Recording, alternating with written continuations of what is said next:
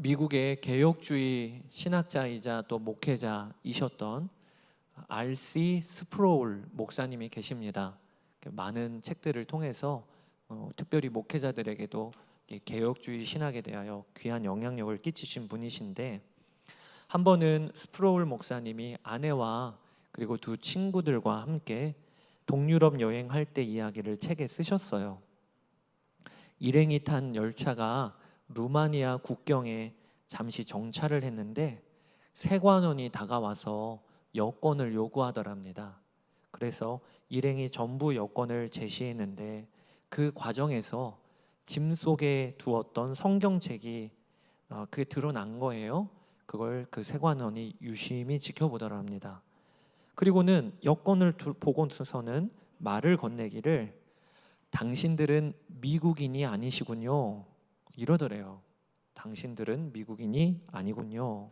참 당황스럽지요. 지금 여권에서 우리 국적이 어떤지를 확인을 했는데 미국인이 아니라니, 그러니까 무슨 꿍꿍인가, 그런 불안한 마음이 들더랍니다.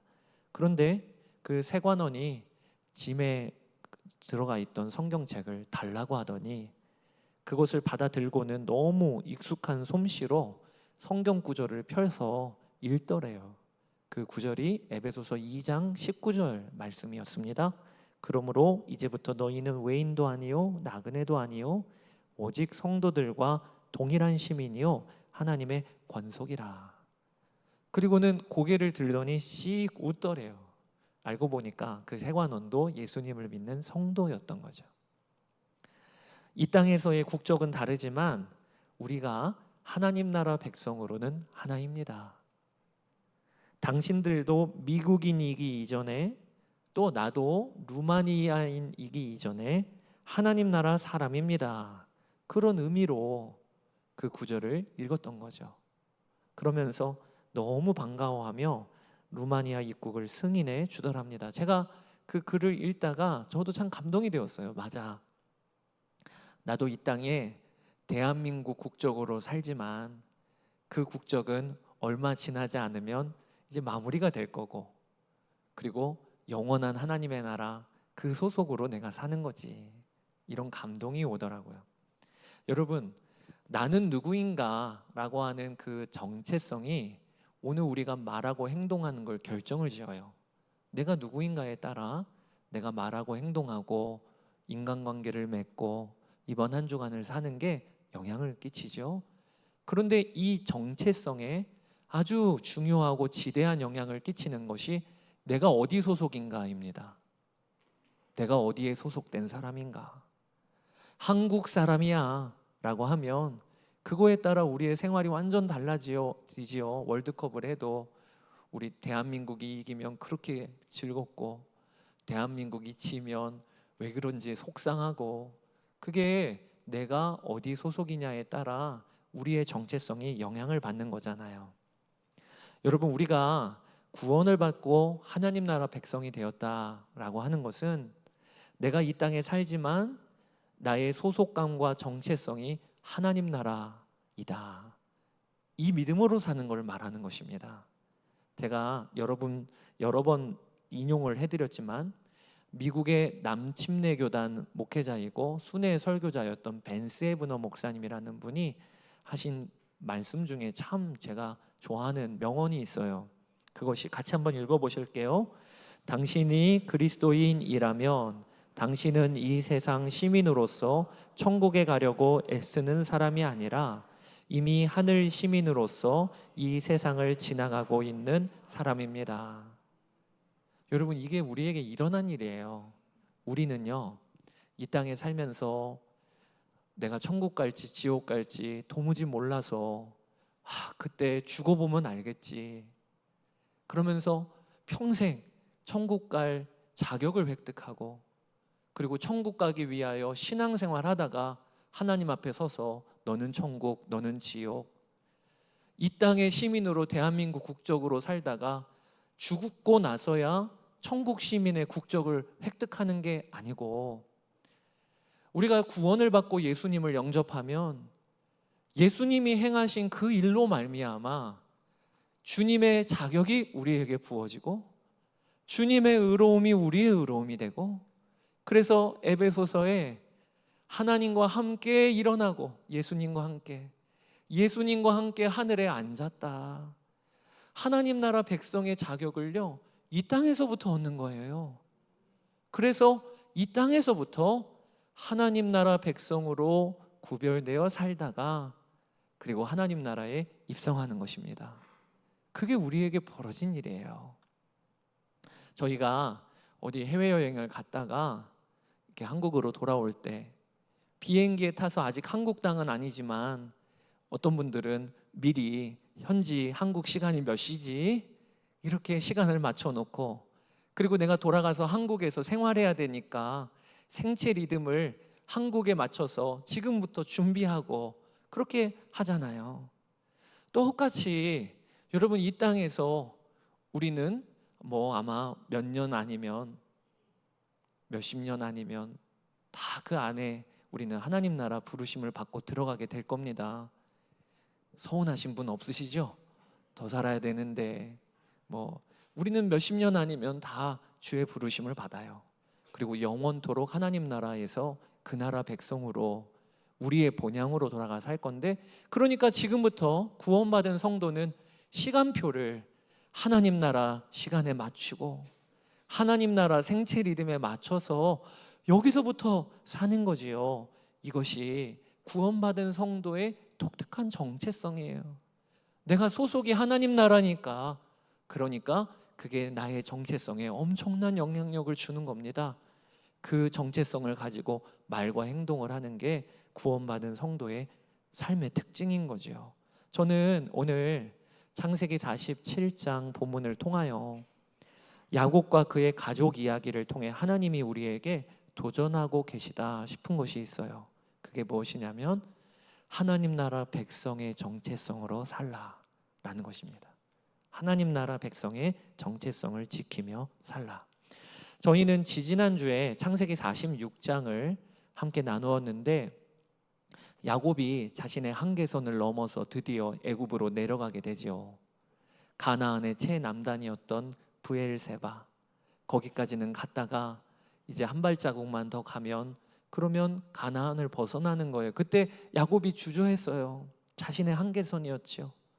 그러다가 하나님께서 내가 너의 아버지 이삭의 하나님이다. 이삭에게는 내려가지 말라고 했지만 내가 너에게는 내려가라고 한다. 그러니 내려가라. 그래서 야곱이 자신의 한계선을 넘어서 애굽으로 드디어 내려가게 됩니다. 22년 만에 죽은 줄 알았던 요셉과 재회를 하게 된 것이 지난주 본문이었어요.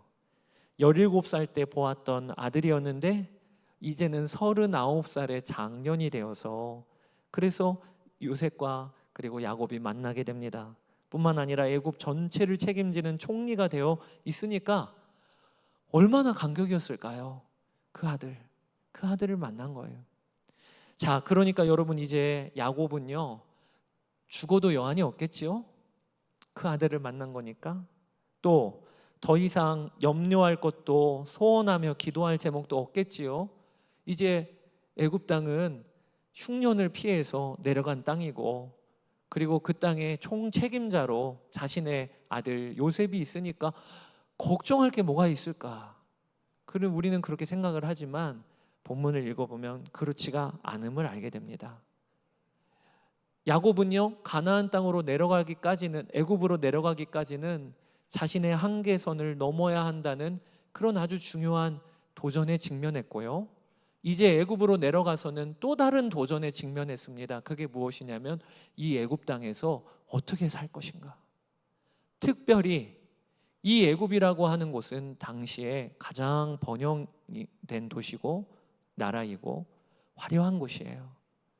그리고 여러 종교가 혼합된 곳이기도 하고, 그리고 가나안의 촌뜨기들의 눈에 비추기에는 애굽이라는 곳은 진짜 얼마나 영향력을 받을 수 있고 쉬이 쓸려갈 수 있는 그런 나라인지.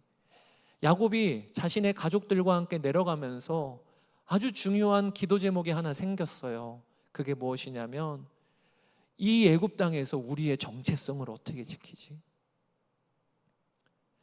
야곱과 그 가족들은 하나님께서 너희는 내 백성이야. 그래서 아브라함과 이삭, 할아버지와 아버지에게 약속을 주시기를 내가 이 가나안 땅을 너희에게 주리라. 이 약속을 받은 가족이에요.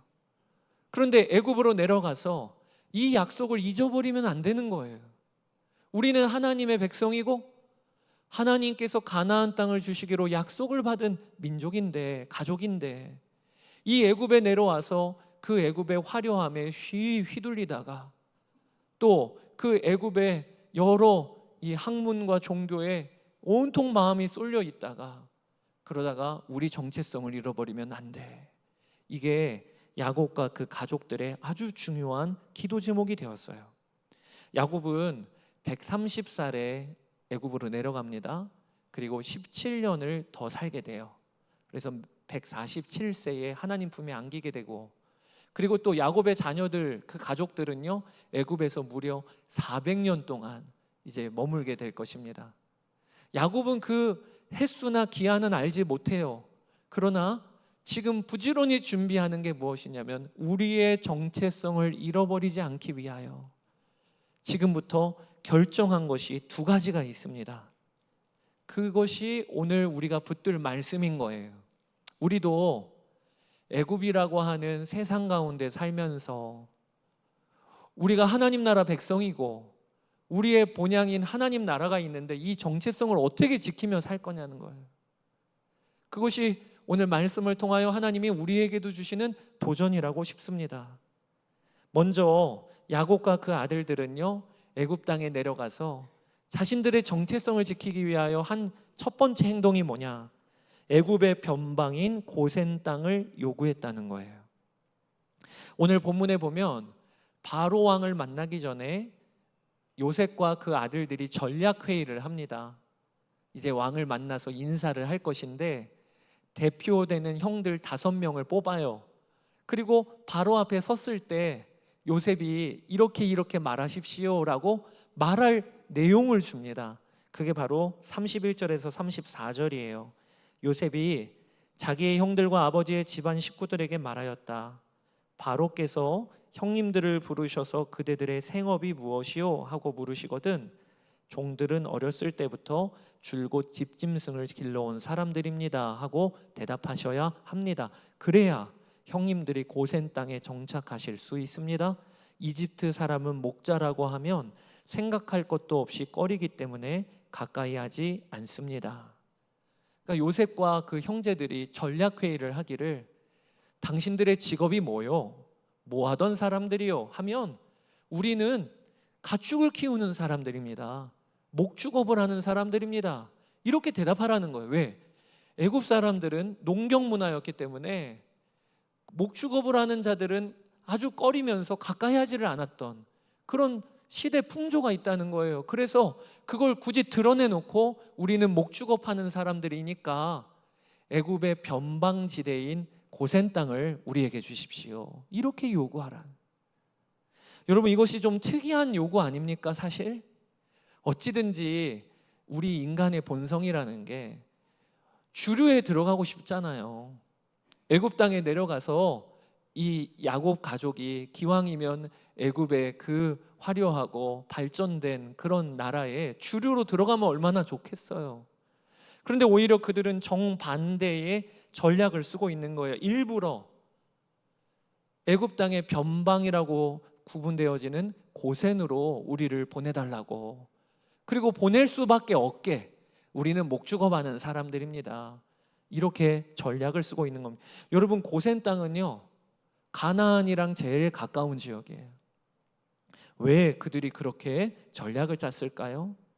그것이 야곱도 그리고 온 가족들도 애굽이 우리가 머물고 정착할 땅이 아니고 우리는 돌아갈 땅이 있어, 이것을 아예 못 받기 위해서 그렇게 한 거예요. 그래서 요셉의 형들 중에 5명이 대표로 바로에게 나갔을 때 그들이 뭐라고 이야기하냐면 우리는 잠시 머무르려고 여기 왔습니다. 그렇게 이야기를 합니다. 3절 4절 바로가 그 형제들에게 물었다. 그대들의 생업은 무엇이요? 그들이 바로에게 대답하였다. 임금님의 종들은 목자들입니다. 우리 조상들도 마찬가지였습니다. 그들은 또 그에게 말하였다. 소인들은 여기에 잠시 머무르려고 왔습니다. 뭐라고 그들이 이야기하고 있냐? 저희는 애굽 땅에 정착하려 온 것이 아니라 잠시 머무르려고 왔습니다. 자신들을 계속해서 이야기하고 있어요. 우리는 잠시 머무르려고 온 겁니다. 또 야곱이 바로를 만납니다. 그때 자신을 소개하기를 나는 떠도는 사람입니다. 이렇게 소개를 합니다. 9절에 야곱이 바로에게 대답하였다. 이 세상을 떠돌아다닌 횟수가 100년하고도 30년입니다. 개역개정에는 나그네 길 세월이라고 소개하고 있어요. 그러니까 여러분, 오늘 야곱과 그 자녀들이 자신들의 정체성을 지키기 위하여 한 행동이 뭔가를 보세요. 그들은 끊임없이 나에게도 선포하기를 우리에게는 돌아가야 될 땅이 있다. 이 애굽이 우리의 종착지가 아니야. 이곳은 잠시 머무르는 땅이야 라고 자신에게도 선포하고 있고, 그리고 세상에게도 선포하고 있는 거예요. 바로 앞에서 저희는 떠돌이입니다. 잠시 머물려고 왔습니다. 고센 땅에 우리는 있다가 가나안 땅으로 돌아갈 것입니다 라고 하는 것을 계속 선포하고 하고 있다는 거예요. 여러분, 이것이 오늘 우리에게 주시는 도전이에요. 우리도 이 땅에 살면서 하나님 나라 백성으로 우리의 정체성을 어떻게 지키지요?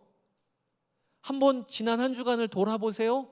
우리는 오늘 본문에 있는 야곱과 그 가족들처럼 하나님 나라 이야기를 하고 있습니까? 우리는 돌아갈 땅이 있다.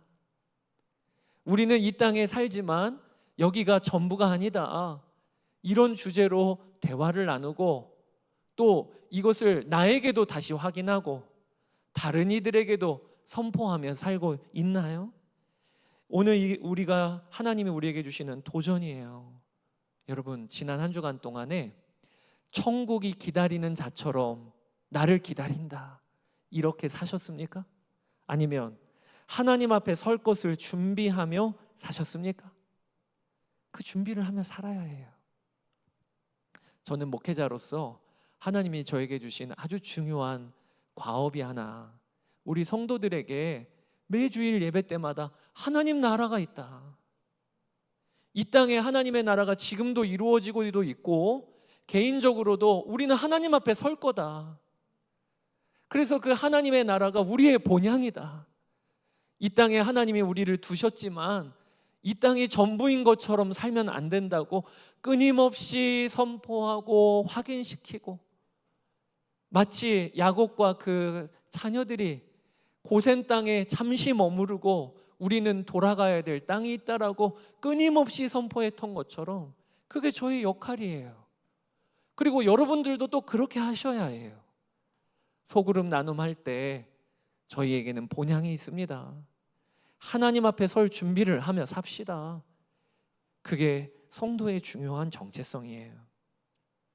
저는 참 제가 누린 복 중에 하나가 목회자로서 장례식을 자주 섬긴다는 겁니다. 가장 중요한 교회 예식 중에 하나가 장례식이에요. 왜냐하면 장례 때 가족들이 제일 슬픈 가운데 있으니까 장례 났다고 하면 모든 일정 취소하고 그리고 그 장례 난 가정으로 달려가게 됩니다. 근데 제가 위로하러 가긴 하지만 동시에 제가 누리는 유익도 너무 말할 수 없이 커요. 어떤 유익이냐? 장례식을 섬길 때마다 저는 재차 확인하는 거예요. 맞아, 하나님이 부르시면 나도 가야 돼. 하나님의 나라가 있어서 나에게는 이곳이 전부가 아니고 본향이 있어. 그것을 하나님이 저에게 매번 경험하게 하시는 거예요. 그래서 장례를 섬긴다는 것은 저에게는 참 복이에요. 여러분께 권면을 드리기는, 내가 아는 가족이고 또 우리 속해 속원이 아니더라도 교회 안에 장례 소식이 있다면 여러분 한번 참여해 보세요. 그걸 통하여 우리가 알게 되는 것이 하나님의 나라가 있다. 하나님이 부르시면 우리도 이 땅이 전부가 아니고 내려놓고 하나님 앞에 서야 된다. 이것을 끊임없이 상기하고 상기하는 게 복인 거예요. 저희가 요즘에 누가복음 성경 한 장을 하고 있는데 누가복음에 또 복음서에 보면 예수님께서 우리에게 재차 요구하시는 게 깨어 있으라. 깨어 있으라. 그날이 언제 임할지를 모르는 거예요. 인류 역사도 우리 주 예수님이 재림하시는 그날이 마지막 날이고, 인류 역사는 영원히 돌아가는 게 아닙니다. 반드시 끝이 있어요. 우리 개인적으로도 마찬가지입니다. 우리 주님이 부르시는 날 순서 상관없어요. 나이 상관없어요. 주님이 부르시면 하던 일 내려놓고 하나님 앞에 서야 하는 것입니다. 그때 우리의 본향이 시작이 되는 거예요. 이걸 우리는 끊임없이 기억하며 사는 자가 되어야 해요. 오늘 야곱이 그리고 그 자녀들이 그렇게 한 거예요. 애굽에 내려가지만 우리가 하나님 나라, 하나님 백성으로 어떻게 정체성을 지킬까? 끊임없이 돌아갈 땅이 있다. 우리는 고센 땅을 받아야 한다. 이게 그들의 전략이었던 것이죠. 여러분, 하나님의 나라가 있고 돌아가야 될 그곳이 있다. 이 정체성을 갖고 있으면 그러면 오늘을 살아도요, 바로 문제가 보이게 됩니다. 진짜 풀어야 될 문제가 무엇인지를 알게 되는 거예요.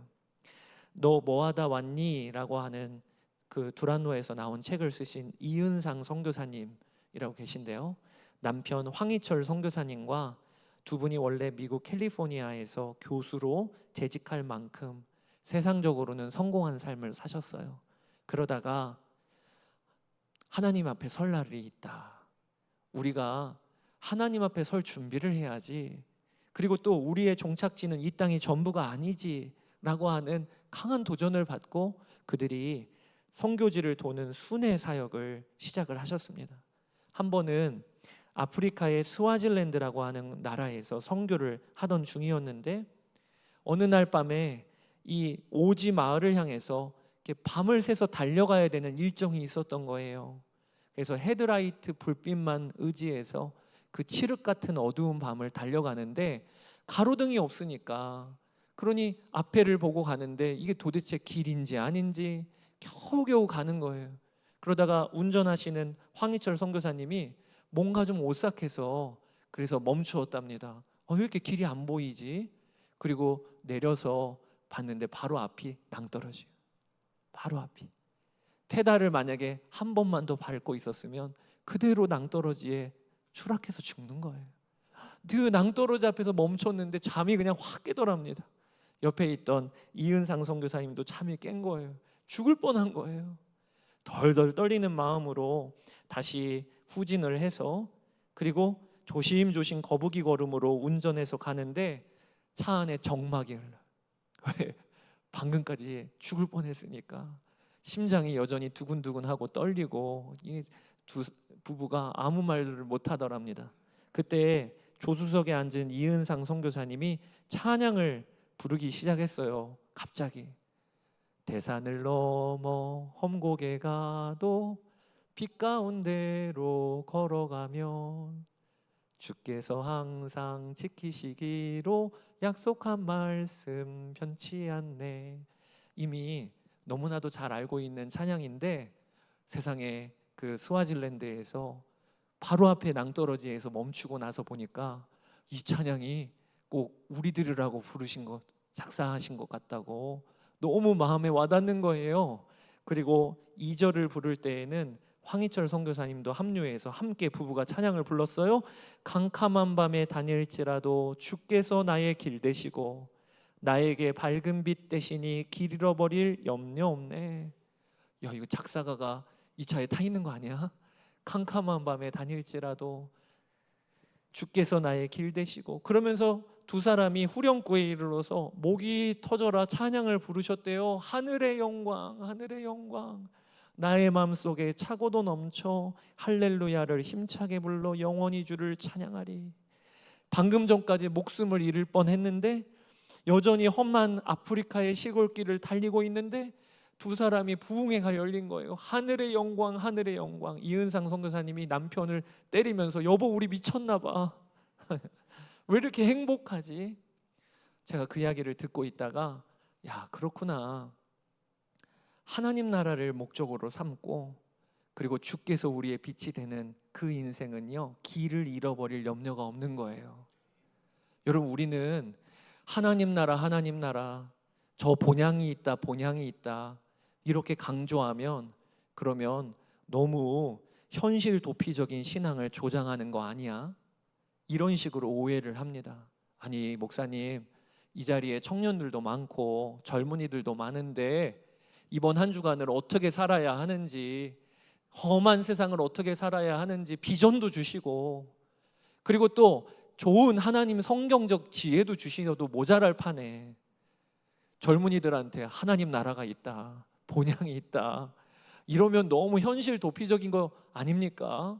우리도 이번 한 주간을 일상을 살아야 되는데 그거 어떻게 살아야 합니까? 이런 식으로 생각을 하는 분들이 계세요. 하나님 나라 하면 그러면 오늘 어떻게 살라는 말이야. 근데 여러분, 그렇지 않아요. 하나님의 나라가 분명한 자여야 오늘을 살 방향이 흔들리지 않는 거예요. C.S. 루이스가 이런 이야기를 했어요. 역사를 읽어보면 당신은 내세를 가장 많이 생각하는 그리스도인들이 현세를 위해서도 가장 큰 일을 했음을 알게 될 것이다. 기독교 초기에 로마 시대 때 하나님 나라를 그렇게 생각하고 우리의 본향이 하나님의 나라다, 이 땅에 우리가 살고 고난당하고 어떨 때에는 아주 억울한 일을 당하지만 하나님의 나라가 있다라고 하는 그 그리스도인들이 하루를 살 때 어떻게 살았냐? 고아와 과부를 섬기고 전염병이 창궐할 때 그 전염병의 위험을 무릅쓰고 환자들을 돌보고, 그러면서 이 그리스도인들로 말미암아 로마 전역이 뒤집어진 거예요. 하나님 나라를 생각하고 사는 사람은요, 현실 도피적인 게 되는 게 아니라 오히려 현실을 바르게 살 수 있는 힘과 능력이 부어지는 것입니다. 여러분, 어느 순간 우리가 신앙의 열정을 잃어버리고 내 삶의 목적이 무엇인지를 모르겠고 오늘 하루를 살긴 사는데 왜 사는지 모르겠고 힘이 안 나고, 그렇다면요, 다른 게 아니에요. 우리의 본향을 잃어버려서 그래요. 우리는 하나님의 나라가 우리를 맞이해주고 있습니다. 우리는 하나님 나라에 들어갈 거예요. 이 땅에 살지만 하나님 나라 백성으로 이때부터 구별되어 사는 거예요. 다시 그 방향을 잡으세요. C.S. 루이스가 이렇게 이야기했어요. 같이 읽어보겠습니다. 하늘나라를 목표로 하라. 그리하면 이 세상을 덤으로 얻게 될 것이다. 오늘 야곱과 그 가족들이 우리에게는 돌아갈 본향이 있다, 이러니까 세겜 땅으로 들어가야지.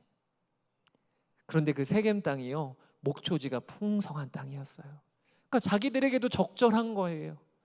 어쩜 이렇게 지혜롭게 결정했느냐 말이에요. 자신들이 돌아갈 본향이 분명한 자들은요, 오늘을 살 때 하나님이 지혜 주십니다. 그런 은혜를 누리시게 되기를 축복합니다. 또 두 번째, 오늘 본문에서 어떻게 하나님 나라 백성의 정체성을 지켰는가, 본문에 보니까 야곱이 바로 왕을 축복했다는 거예요. 한 번도 아니고 거듭거듭 축복을 합니다. 오늘 야곱은요 130살의 노년의 나이입니다.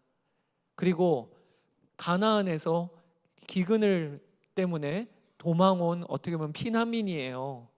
그러면 야곱이 축복을 해야 됩니까? 축복을 받아야 됩니까? 지금 야곱 앞에 있는 바로 왕은 그 제국의 통치자이고, 그리고 태양신의 아들이라고 불릴 정도의 절대 권력자입니다. 그러면 누가 누구에게 축복을 해줘야 됩니까? 바로가 야곱에게 축복해 주는 게 마땅하지요. 그런데 오늘 본문은 완전 뒤집어졌어요. 오히려 야곱이 바로에게 축복을 해주는데 두 번이나 축복을 해줍니다. 그것이 7절, 10절. 요셉은 자기 아버지 야곱을 모시고 와서 바로를 만나게 하였다. 야곱이 바로를 축복하고, 10절에 야곱이 다시 바로에게 축복하고 그 앞에서 물러났다. 여러분, 지금 야곱은요 어떤 믿음을 갖고 있는 것이냐면, 제국의 왕 앞에 있어도 전혀 꿀리지를 않아요. 그러면서 내가 축복하는 자야, 내가 축복하는 자야. 어떻게 이럴 수 있습니까? 그는 할아버지 아브라함에게 주신 하나님의 말씀을 진짜 믿었던 거예요. 아브라함에게 하나님께서 가나안으로, 내가 내게 보여줄 땅으로 가라, 라고 하시면서 약속을 하시기를 창세기 12장 2절 3절에 내가 너로 큰 민족을 이루고 내게 복을 주어 내 이름을 창대하게 하리니 너는 복이 될지라 땅의 모든 족속이 너로 말미암아 복을 얻을 것이니라. 아브라함에게 하나님이 무슨 약속을 하셨냐면 아브라함아 너는 복이 없어서 세상을 돌아다니면서 누구에게 복 받을까 어디 가야 복 받을까 그렇게 복 받으려고 목매는 인생이 아니야. 내가 너에게 준 복은 네가 복이야. 그래서 어디를 가든지 너로 말미암아 세상이 복을 받을 거야. 모든 민족이 복을 받을 거야. 이게 아브라함에게 주신 하나님의 약속이었고요. 아브라함 그 한 사람에게만이 아니라 그 자녀들에게 주시는 약속이었어요. 야곱은 그걸 알았어요.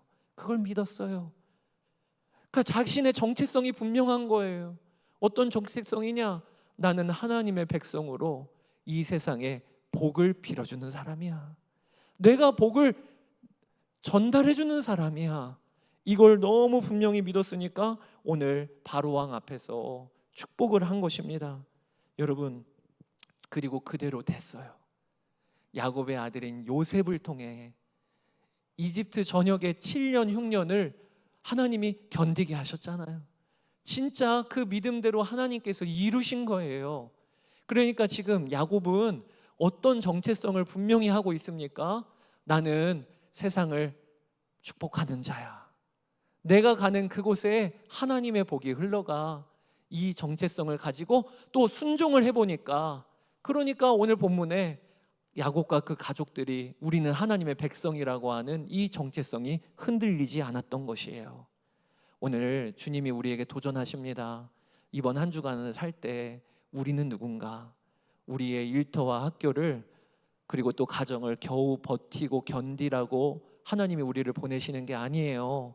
우리는요 하나님 나라 백성으로 복을 흘려보내는 자들이에요. 그래서 거기에 순종해 보십시오. 그러면 알게 됩니다. 아, 내가 하나님 나라 백성이구나. 예수님께서 하나님의 나라는 여기 있고 저기 있는 게 아니라 이미 너희 안에 있느니라. 너희 안에 이루어졌느니라 라고 하셨어요.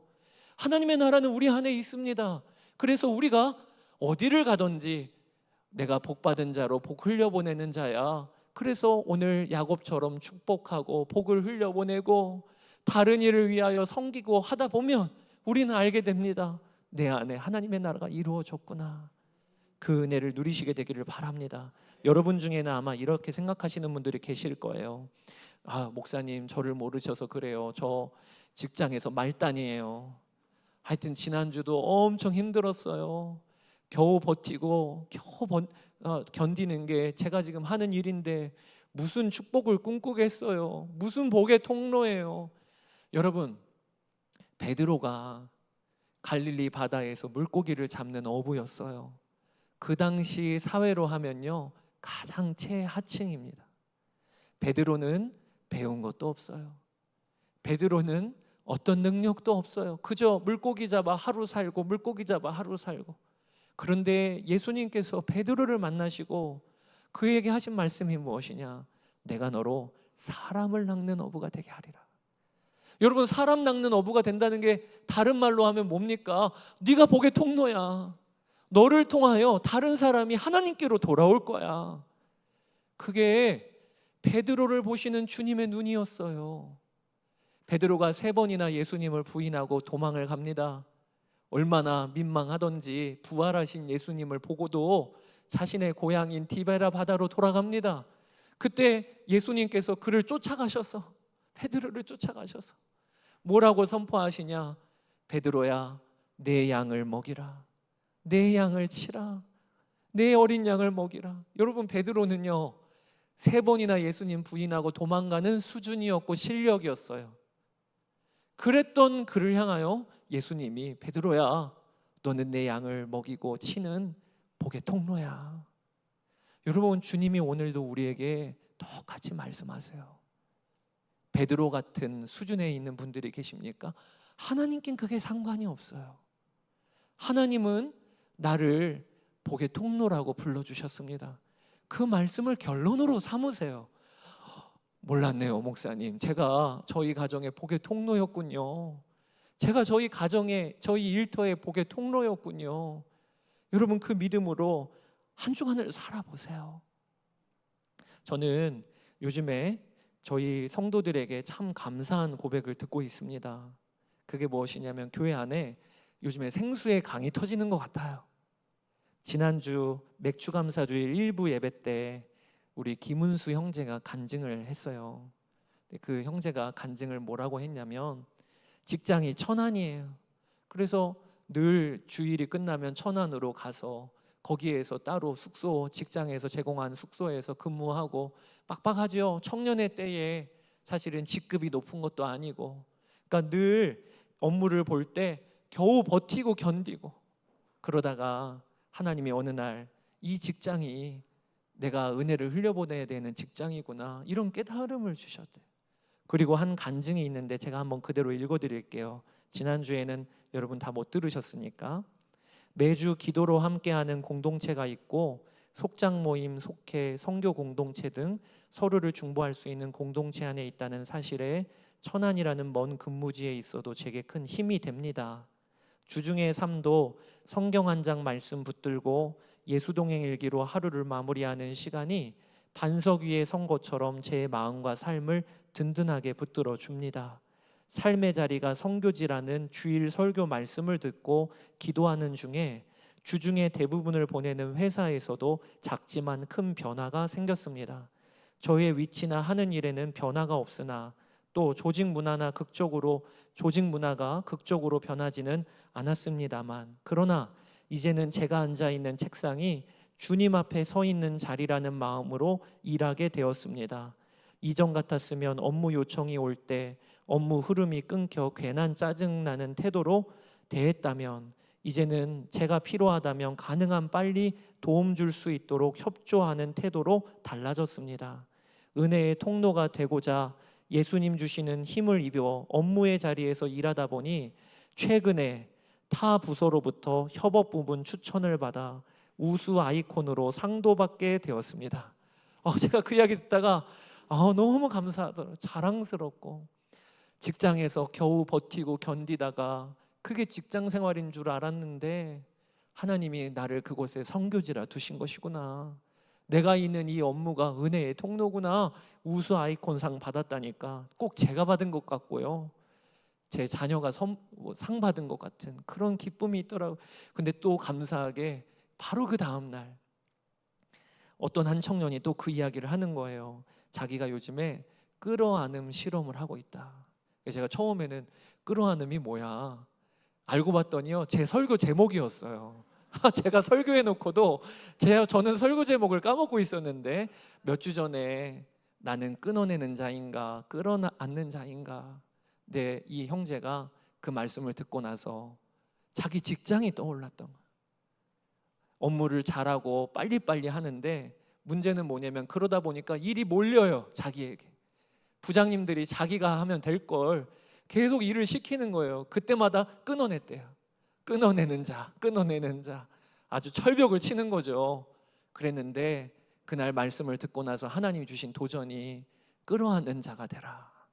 그래서 그 다음부터는 업무를 할 때 부장님들이 이야기를 하면, 그러면 내가 도와줄 수 있는 한 최선을 다해서 끌어안는 거예요. 그렇게 일을 하고 일을 했더니 그 형제가 저한테, 요즘에 부장님들이 너 달라졌다 너 달라졌다, 그 얘기를 한다는 얘기를 듣고는 제가 얼마나 감사한지. 지난 2년 6개월 개척하여 목회했는데 하나님 열매를 맺게 하시는군요.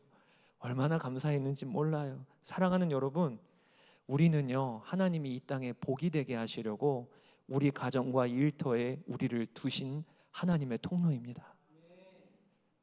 야곱은 그걸 믿은 거예요. 그리고 그렇게 순종해 본 거예요.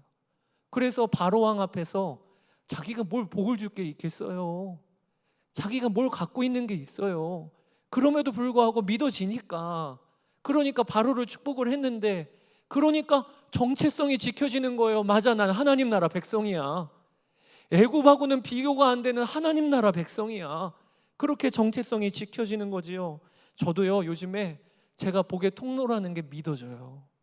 그래서 교인들을 위하여 기도하는 시간이 달라지기 시작했어요.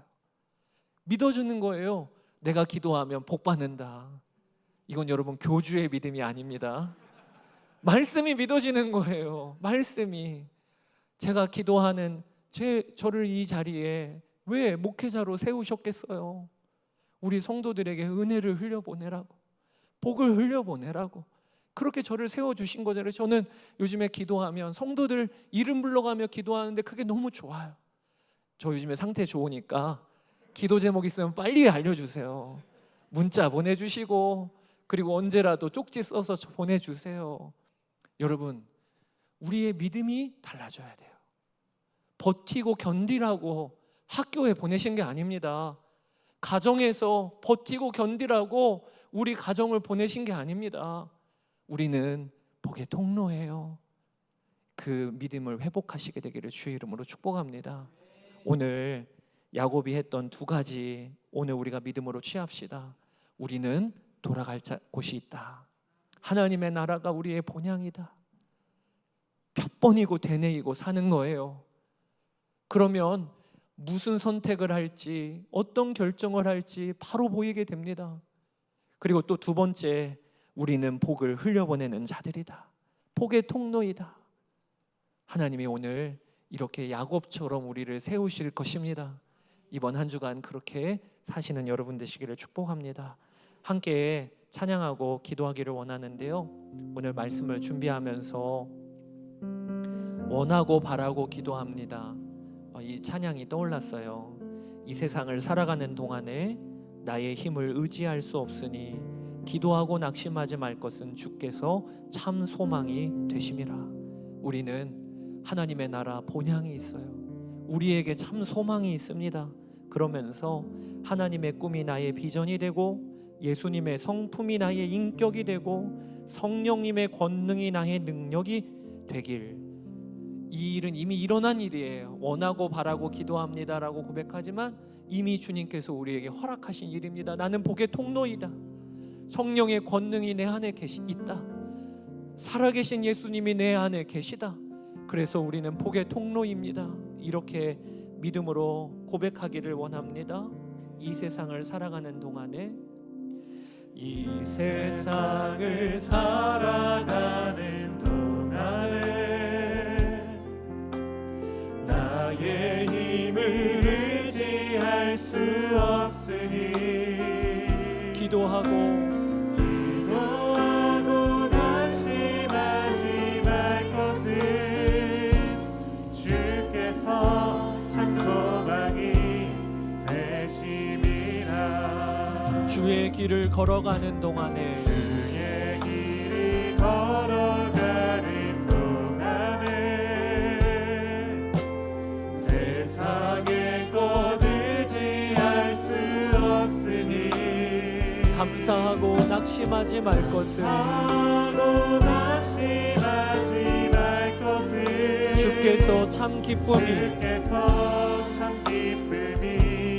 되심이라. 하나님의 꿈이 나의 비전이 되고 예수님의 성품이 나의 인격이 되고 성령님의 권능이 나의 능력이 되길 원하고 바라고 기도합니다. 한 번 더 고백합시다. 주의 길을 걸어가는 동안에,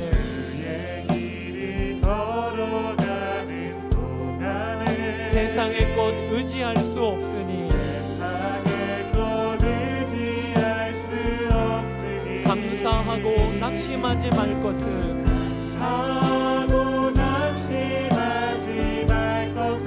주께서 참 기쁨이 되심이라. 우리 고백합시다. 하나님의 꿈이 나의 비전이 되고 예수님의 성품이 나의 인격이 되고 성령님의 권능이 나의 능력이 되길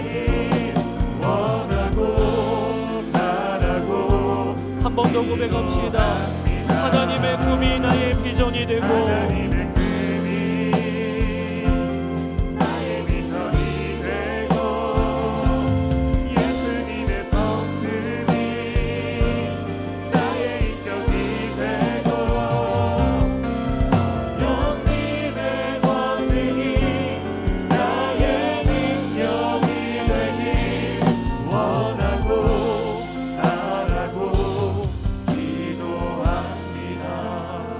여러분 중에 어느 순간 신앙과 믿음의 열정을 잃어버리고 오늘 하루 삶의 목적을 잃어버리고 방향을 잃어버리고 무슨 의미인지를 모르는 분들이 계시다면, 그러면 우리가 회복해야 될 것은 우리의 방향을 잃어버린 것이죠.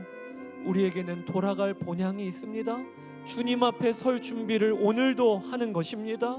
하나님, 제가 하나님 나라를 늘 선포하고 되새기고 하나님 나라를 바라보는 믿음으로 살게 하여 주소서. 그리하여 이번 주를 살면서도 마땅히 걸어야 할 길을, 방향을 잃어버리지 아니하게 하여 주소서. 우리 그렇게 결단하며 기도하며 나아가기를 원합니다. 주의 이름 한번 부르고 기도하겠습니다. 주여, 주여. 그렇습니다. 아버지, 야곱이 그리고 그 아들들이 우리는 돌아갈 곳이 있다, 우리는 돌아갈 곳이 있다라고 고백하며 되뇌이고 그렇게 선포하며 살았던 것처럼, 아버지 하나님, 오늘도 우리가 하나님의 나라가 있음을 확인하고 하나님의 나라가 있음을 선포하고 아버지 하나님, 우리가 그 방향으로 달려나가는 저희들 되기를 원합니다. 어느 순간 우리가 삶의 목표와 방향을 잃어버리고 의미를 잃어버리고 아버지 하나님, 믿음의 열정을 잃어버렸던 것을 하나님 이 시간에 돌이키게 되기를 원합니다. 아버지 하나님, 하나님의 나라를 내 마음에 품고 살게 하여 주소서. 아버지 하나님, 우리 성도들이 모이며 교회로 모이며 하나님, 우리가 주님 앞에 설 준비를 하며 나가게 되기를 원합니다. 예수님께서 우리에게 끊임없이 말씀하시는 늘 깨어있기를 원합니다. 아버지 하나님, 그리하여 아버지 하나님, 마땅히 걸어야 할 길을 잃어버리지 아니하는 저희를 되게 하여 주소서. 나의 주 나의 아버지 하나님, 아버지 하나님, 다시 한번 우리의 정체성을 확인하게 되기를 원합니다. 하나님 나라 백성으로 이 땅을 복을 흘려보내고 아버지 복을 의존합니다. 이 자리에 계신 분들 중에 겨우 버티고 견디는 것이 삶이라고 하시는 분들이 계십니까?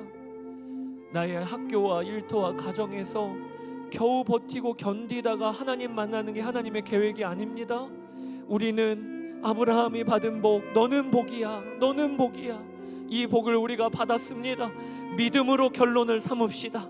그리고 오늘 야곱처럼 한번 순종해 봅시다. 아버지 하나님, 이번 한 주간 동안 우리의 일터와 가정에서 제 안에 주님이 계시니까, 복의 근원이신 예수님이 계시니까 이 믿음으로 반응하며 살아보겠습니다. 이 믿음으로 다른 일을 대하며 살아보겠습니다. 그렇게 결론짓고 살아갈 때 하나님께서 우리에게 알게 하십니다. 나는 하나님 나라 백성이구나, 나는 하나님 나라 백성으로 구별되어 사는구나. 이 역사를 이루시도록 이 시간에 주의 이름 한번 부르고 결단하며 기도하며 나아갑시다. 주여,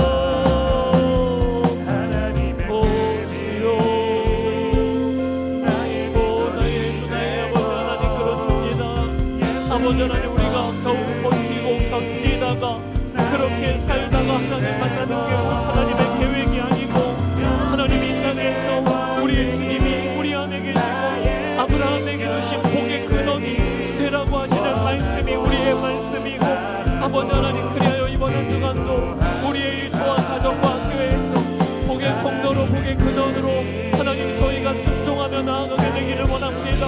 다른 이에게 복을 빌어주고 주님 아버지, 누구라도 하나님 다른 일을 만나면 복의 근원이 되어 복의 통로가 되어 은혜를 흘려보내는 자들로 저희가 서게 되기를 원합니다. 나의 주 나의 아버지 하나님, 감사합니다. 우리의 믿음이 달라지고 우리의 순종의 발걸음이 이번 한 주간 동안 이루어지게 하여 주소서. 아버지 하나님, 감사합니다. 주여, 주여, 감사합니다. 우리 가슴에 손을 얹고 기도합시다. 아버지 하나님, 오늘 야곱과 그 아들들의 고백과 모습을 통하여 다시 한번 우리를 점검하게 하여 주시니 감사를 드립니다. 우리 또한 돌아갈 곳이 있는 본향이 있는 자들입니다. 하나님의 나라가 우리를 기다리고 있고, 그리고 하나님 앞에 설 때가 반드시 옵니다. 이 방향을 놓치고 산 이가 있다면 오늘 다시 한번 스스로에게도 새기게 하시고 세상에게도 선포하며 살게 하여 주소서. 이 땅의 전부인 것처럼 살았던 삶에서 이제는 하나님 나라 바라보면서 그 나라 백성으로 사명 감당하며 나아가게 되기를 원합니다. 특별히 겨우 버티고 견디다가 주님 만나는 게 우리 인생이 아니고 일터와 또 가정과 그리고 학교에서 복의 통로로 우리를 불러주시고 심어주셨음을 고백합니다. 하나님, 내가 뭐라고 너는 복의 근원이라고 하시는 주님, 저희가 그 말씀에 아멘하며 나아갑니다. 그리하여 오늘 야곱처럼 저희도 믿음으로 순종해 보게 하소서. 우리의 가정에서 다른 이에게 예수 생명을 전하고 그들의 기도 제목 붙잡고 기도하고, 그리하여 복의 근원으로 복의 통로로 이번 한 주간을 사는 비올드 교회 성도들 다 되게 하여 주소서. 하나님 감사합니다. 우리 주 예수 그리스도의 이름으로 기도드렸습니다. 아멘.